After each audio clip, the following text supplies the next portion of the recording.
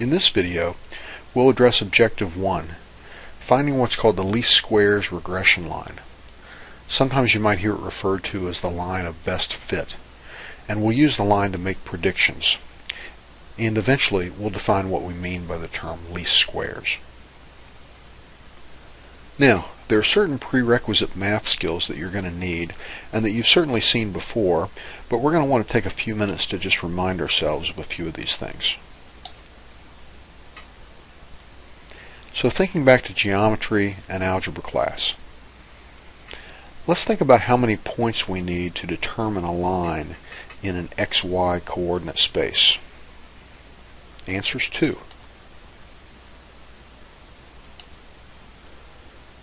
And let's recall the equation of a straight line in XY space.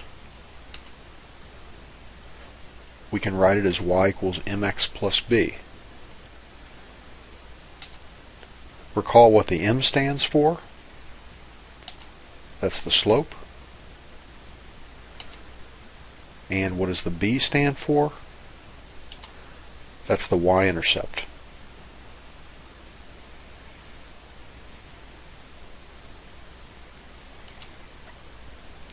So, to get us back into the swing of thinking about this sort of thing, let's do a few practice exercises. First, let's determine the equation of the line with a slope of 3 and a y-intercept of -9. Well, we think about our slope-intercept form of the equation of a straight line, y equals mx plus b, and simply fill in the spots for m and b. That'll give us y equals 3x minus 9.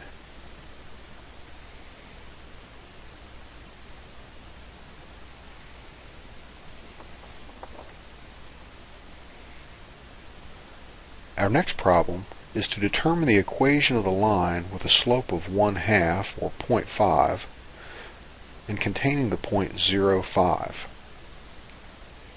Now there are a couple of ways to approach this, but let's think about our point slope form of the equation of a straight line. Y minus y1 equals m times x minus x1. Now m is the slope, and x1 and y1 are the coordinates for one particular point on the line. Well, we have the slope is 0.5. We have one particular point where x equals 0, y equals 5. So we can substitute those values into the equation. That's going to give us y minus 5 equals 0.5 times x minus 0. From here we're going to have y minus 5 equals 0.5x. And if we move the 5 to the other side, we'll have y equals 0.5x plus 5.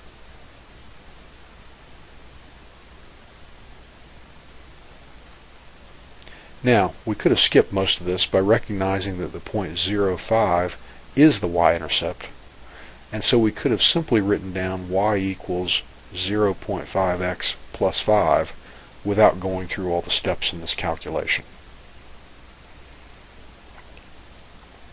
So let's look at one more problem. Let's determine the equation of the line with a slope of -2 and containing the point -4, 10. Well, again, let's remember the point slope form of the equation of a straight line. Y minus y1 equals m times x minus x1. Now let's substitute the slope of -2 in for m, and we'll substitute -4 for x1. We'll substitute 10 for y1. That's going to give us y minus 10 equals -2 times x minus -4. We can rewrite this as y minus 10 equals -2 times x plus 4.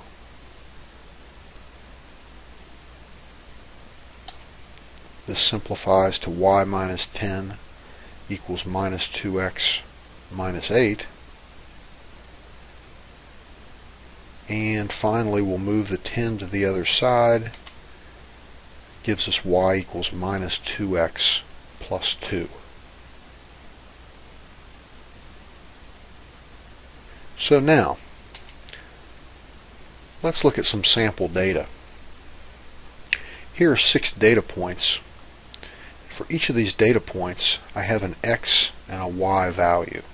Of course, we can plot this data in a scatter plot, and we see that there's a general linear trend to the data. As x increases, y tends to decrease in a fairly linear manner. So now, here comes the new part. We could imagine modeling this data with a straight line. In other words, we can imagine overlaying a straight line on this scatter plot with the idea that the line represents the underlying linear relationship between x and y. But now a natural question is, what's the best straight line? Because here's one straight line, and here's another. And here's another straight line. So what we need is some criteria for thinking about which straight line is the best. Now, here's one idea. Let's select 2 points out of our 6.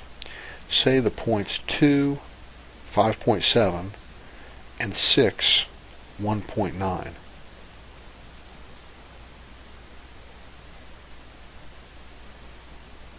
And let's draw a straight line through these 2 points.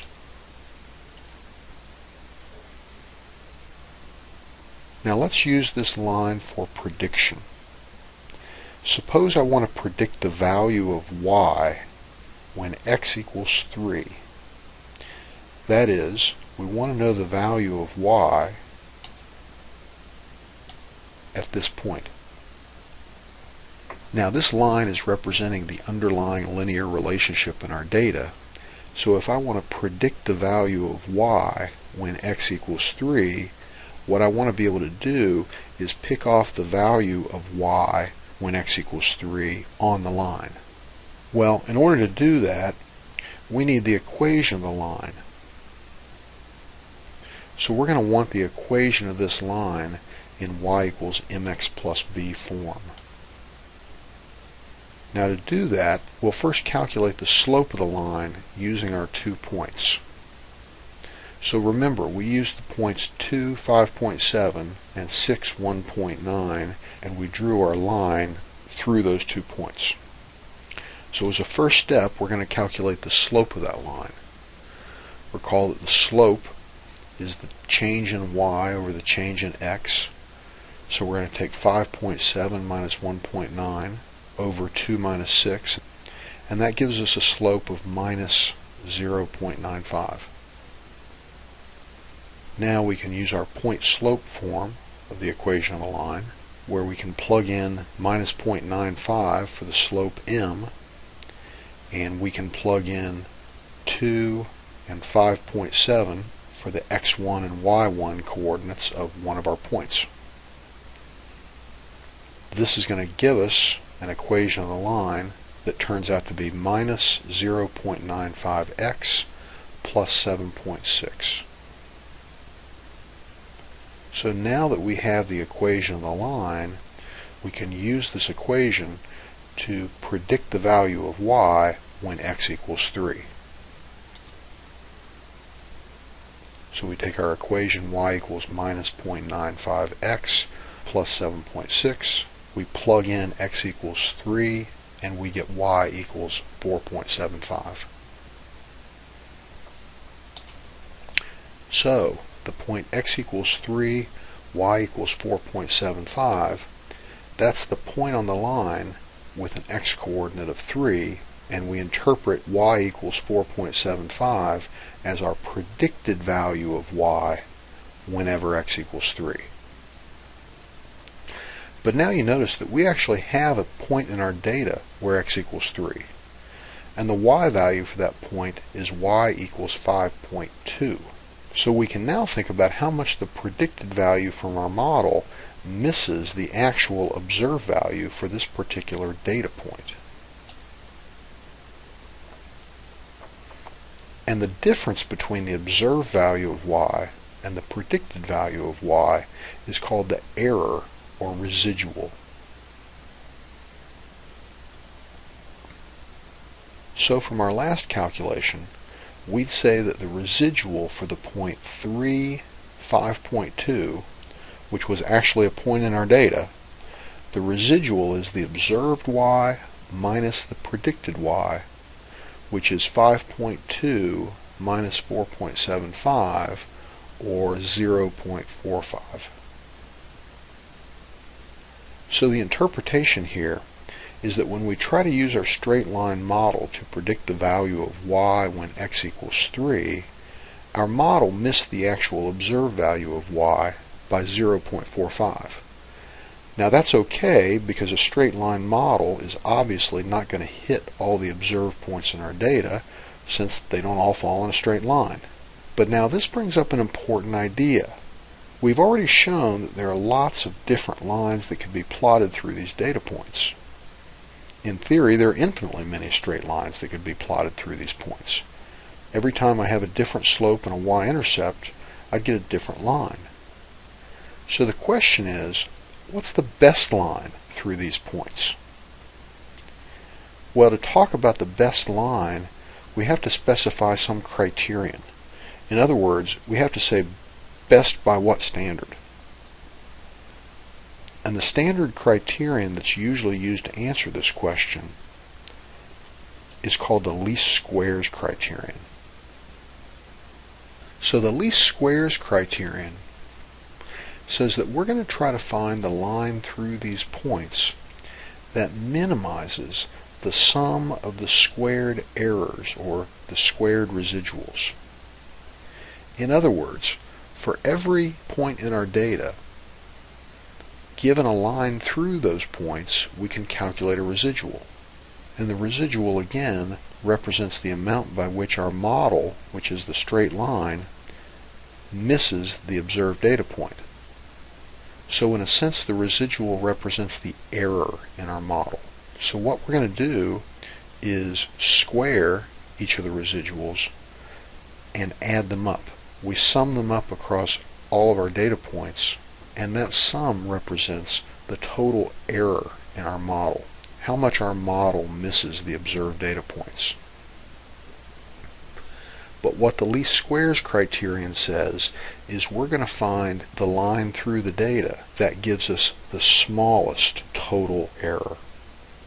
In other words, we're going to find the line through the data that gives us the smallest sum of the squared residuals. Now in our next video, we'll take a data set and calculate the regression line according to the least squares criterion, and we'll use it for prediction.